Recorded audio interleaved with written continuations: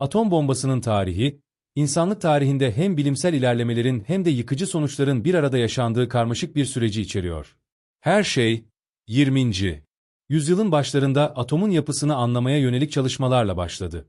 Fizikçiler, atomun bölünebileceğini ve bu bölünme sırasında muazzam miktarda enerji açığa çıkabileceğini fark ettiğinde, modern nükleer bilimin temelleri atılmış oldu.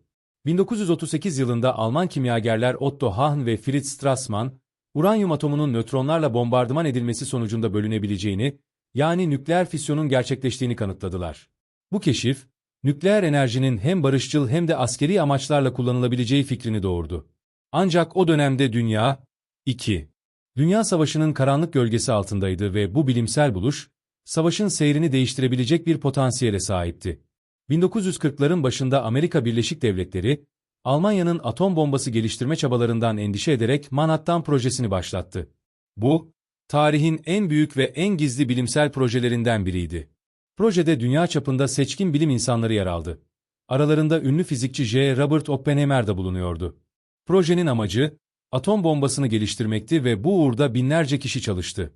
Araştırmalar ve deneyler sonucunda, uranyum-235 ve plütonyum-239 izotoplarının bombada kullanılabileceği anlaşıldı. 16 Temmuz 1945'te, New Mexico çölünde Trinity adı verilen ilk atom bombası testi gerçekleştirildi. Bu test, insanlığın yeni bir çağa girdiğini simgeliyordu. Bombanın patlaması sırasında gökyüzünde oluşan dev mantar şeklindeki bulut, yıkıcı gücün görsel bir sembolü haline geldi. Testin başarılı olmasıyla birlikte, bombanın savaşta kullanılması için son hazırlıklar başladı. İki Dünya Savaşı'nın sonlarına doğru, Japonya'nın teslim olmayı reddetmesi üzerine, Amerika Birleşik Devletleri Başkanı Harry Truman, atom bombasını kullanma kararı aldı. 6 Ağustos 1945'te Little Boy kod adlı bomba, Hiroşima kentine atıldı. Patlama, kenti yerle bir etti ve yüz binlerce insanın hayatını kaybetmesine neden oldu. 3 gün sonra, 9 Ağustos'ta, Fat Man adlı ikinci bomba Nagasaki'ye atıldı. Bu bombalar, Japonya'nın teslim olmasını sağladı ve savaş sona erdi.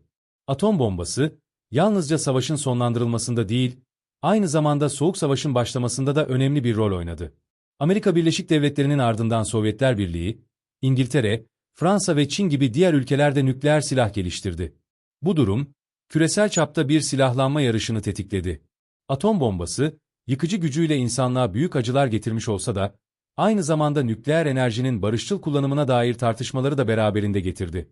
Bugün bile, nükleer silahlar hem bir caydırıcı güç olarak hem de büyük bir tehdit unsuru olarak varlığını sürdürüyor. Atom bombası, bilim, etik ve politika arasındaki karmaşık ilişkiyi simgeleyen bir araçtır.